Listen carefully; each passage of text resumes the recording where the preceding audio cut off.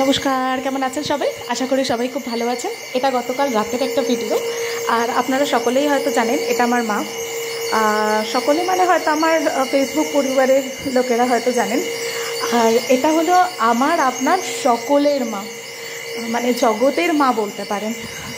কালকে এই পুজোতেই আমাদের নেমন্তন্ন ছিল আর কি। আর প্রত্যেক বছরই আমরা এই পুজোর সময় পিসির বাড়ি যাই। এটা আমার বাবার বড় দিদির বাড়ি আর কি, আর এটা আমার বড়দি। যাই হোক, আমার পরিবারের বেশ কয়েকটা মানুষকে এখানে আমি পেয়েছিলাম, কিন্তু সকলকে পাওয়া সম্ভব না, কারণ জানেনই এখন সকলে ভীষণ ব্যস্ত।